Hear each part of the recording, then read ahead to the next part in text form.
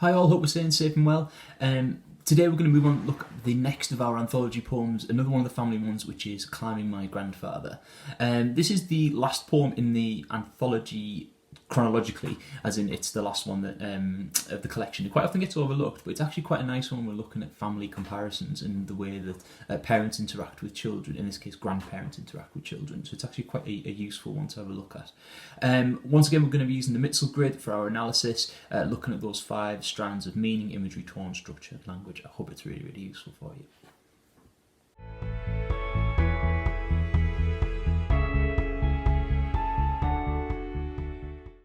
Okay, so we're just going to start initially with a reading through from the poem. So we have Climbing My Grandfather. I decide to do it free, without a rope or net. First the old brogues, dusty and cracked, an easy scramble onto his trousers, pushing into the weave, trying to get a grip. By the overhanging shirt I change direction, traverse along his belt to an earth-stained hand. The nails are splintered and give good purchase. The skin of his finger is smooth and thick like warm ice. On his arm I discover the glassy ridge of a scar. Place my feet gently in the old stitches and move on. At his still firm shoulder I rest for a while, in the shade, not looking down, for climbing has its dangers, then pull myself up the loose skin of his neck to a smiling mouth, to drink among teeth. Refreshed, I cross the screed, cheek to stare down into his brown eyes, watch a pupil slowly open and close. Then up over the forehead, the wrinkles well spaced and easy, to his thick hair, soft and white at this altitude, reaching for the summit, where gasping for breath I can only lie watching clouds and birds circle, feeling his heart, knowing the slow pulse of a good heart.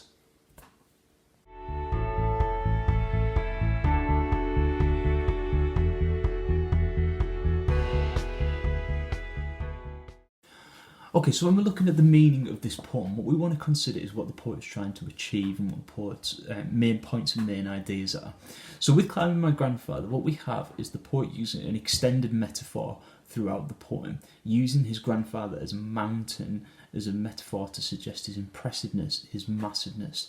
Now there's a few different ways we can read this. We can think of it as a literal memory from the poet as a child, where he's climbing up his grandfather, as like a small child would climb up a parent or someone who is bigger than them. So the impression from the child's point of view is that this person is massive, impressive, difficult, and dangerous. It makes it seem like it's an incredible feat to be able to climb up somebody's body, someone who's so much bigger and so much more powerful than you are.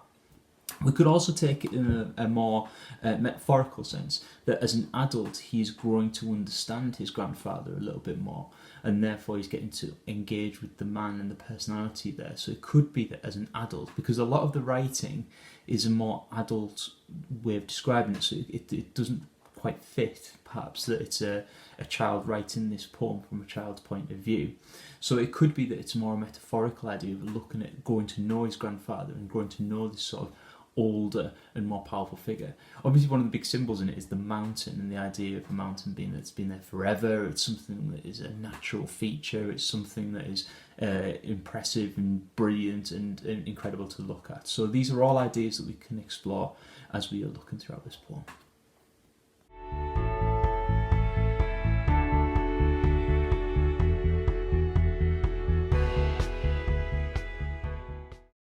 Okay, imagery-wise with this poem, there is a lot of really, really interesting things going on. Obviously, the main idea being that this extended metaphor of his grandfather as a mountain creates an impression of massiveness, it creates an impression of impressiveness and power that his grandfather has. Now, the poem is filled with imagery associated with climbing. So, for example, we have an easy scramble onto his trousers. We have the glassy ridge of a scar.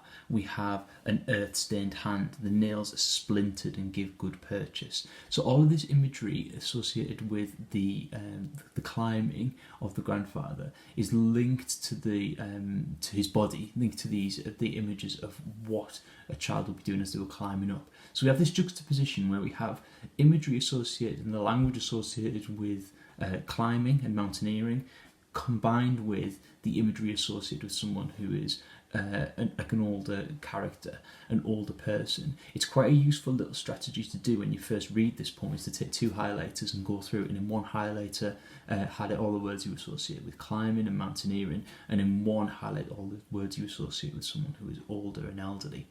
We see this nicely with the way it looks at his hair, and it says, to his thick hair, soft and white at this altitude. Now we obviously have the soft white hair, but then that's combined with the idea of altitude, the idea of height, and the idea of distance from the ground as he's reaching the summit of his climb.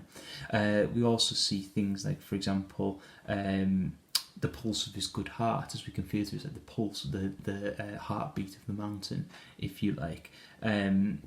The loose skin of his neck, a smiling mouth to drink among teeth. The poem is absolutely full of this imagery of an elderly person, and the technique that we want to be considering is that this is an extended metaphor throughout the poem, that the metaphor continues. It's the same idea, the same repetition of that throughout.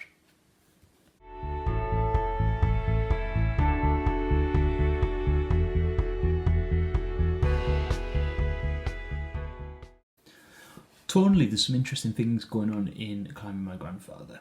As opposed to a lot of the other family poems, if you like, in the collection, this one seems fairly positive throughout. A lot of the other poems are filled with more indecision and more conflict between independence and dependence, for example. This poem is almost overwhelmingly positive. Whenever the grandfather is described, it is generally described in a very, very positive manner. So, for example, the slow pulse of his good heart. We have the smiling teeth, for example. These are all very, very positive depictions. So the poet is just depicting that healthy and positive relationship with his grandfather. However, we also have issues to do with effort, the fact that this is taking a lot of effort and a lot of time and quite physical activity, if you like, in the way that he's describing climbing his grandfather. There's lots of language that is to do with these of effort, so like giving good purchase. There's language of exploration for things like the idea he's discovering, the fact that he needs to rest for a while, changing direction, traversing, all sort of climbing terminologies to indicating the level of effort it is requiring to do this. We could argue that this is symbolising the closeness that he has in his relationship with his grandfather, the fact that he is using this very, very close language, scrambling onto his trousers, pushing the weave, getting a grip. All these sorts of words and phrases in there are indicating a sense of closeness in their relationship.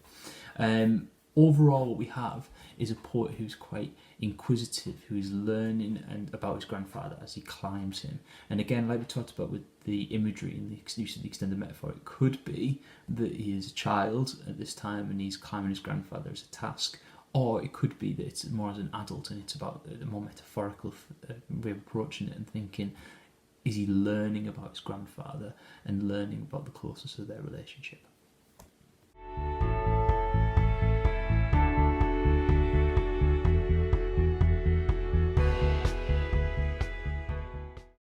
When we're considering the structure of the poem, what we're looking at is how the poem progresses from start to finish, and if there are any features in there that are meant to reflect the meaning of the poem or the poet's attitude and feelings. So what we have for this poem is a progression, a clear progression throughout the poem structurally. So the starting point is deciding to do the attempt of the climb and do it free without a rope or a net, and by the end we reach the summit and we have the poet relaxing at the top of his grandfather. So that clear progression throughout is a structural point that we might want to bring up. The fact that this is a journey, the fact that this is an adventure, the fact that this is something that's taken a lot of effort and a lot of time, and the poem reflects that. Structurally as well, we want to look at things like how it's broken down, is there a rhyme scheme, and so on. So one way to look at this poem is the fact that it just chooses not to use stanzas. It chooses to use one continuous block of text, one continuous stanza. Now that could reflect the idea of a continuous climb, taking more time, taking more effort to reach that particular point. And the fact that it's not broken up into stanzas is that implying that it could be done, that there's no break in this. It's a continuous effort. It takes a lot of energy to be able to do this. We might also want to consider the layout of the poem. Now, this is maybe a bit of a stretch, but if you take the poem and you turn it 90 degrees, what you have is something that looks like a mountain ridge, because the lines and unequal in syllables, so they've got a longer and shorter lines to create this effect, like a mountain range perhaps, that you might want to consider the poet is the physical poem itself is reflecting the idea of a climb. So structurally there's quite a lot of interesting things going on there. Initially you might look at this and just think it's a block of text, but the reflection is that the poet is making these choices deliberately to reflect the tone and the attitude and his feelings behind his relationship with his grandfather.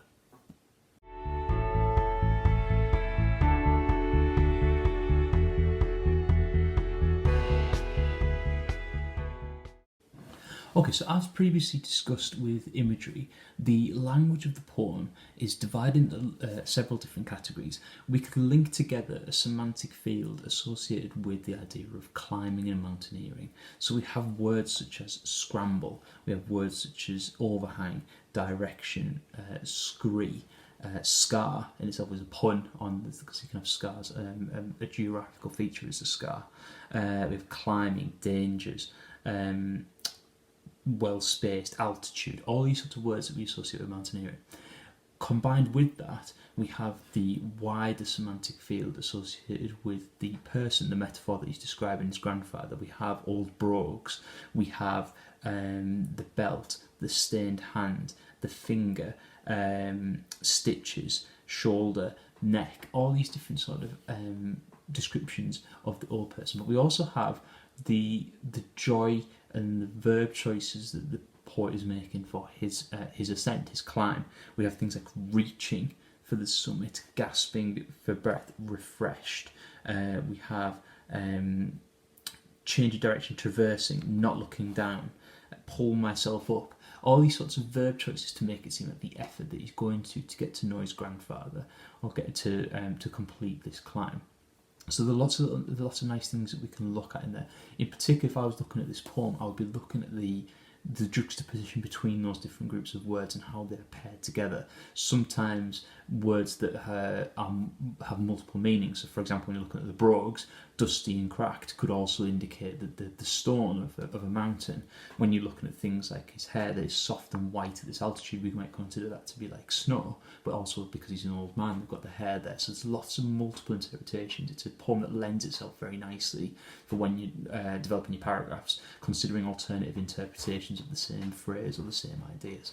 So there is a lot of things we can get our teeth into with language.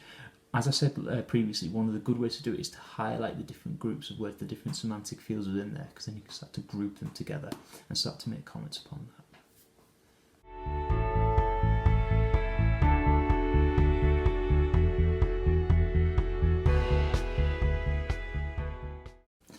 Okay, for you to do, same as last time, we've got 2 essay questions for you to consider. One to look at climbing my grandfather in isolation, and another which is looking at the idea of a difficult family relationship or challenges in family relationships in climbing my grandfather, and another poem of your choice. Like I say, if you'd like to have a look at a plan, then please feel free to do so, or if you'd like to do it as a full essay response, please send it to me and I'll have a look at it for you. Stay tuned afterwards and we'll have today's film recommendation.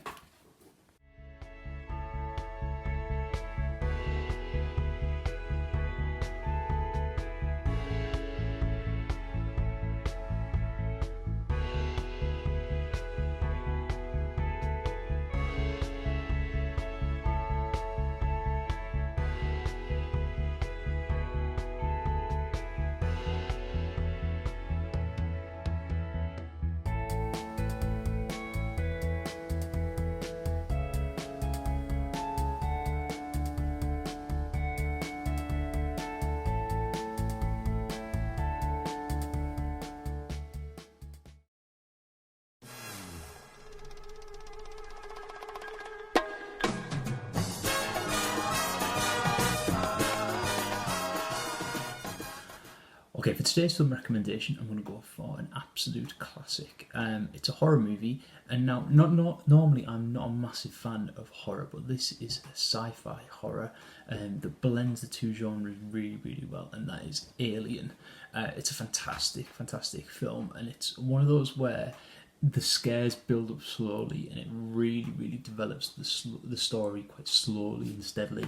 You don't get the big reveal of the monster straight away, and when it does, it's very, very subtle and makes the horror even more intense. So it's a fantastic film, well worth checking out. Just don't watch it in the dark. Next time, I think we're probably going to be looking at Eden Rock, having a look at probably the last of our family poems. I'm also going to start to do some Romeo and Juliet ones as well, so I'm going to be interspersing those. I'm going to try and do a couple per day. So until next time, stay safe.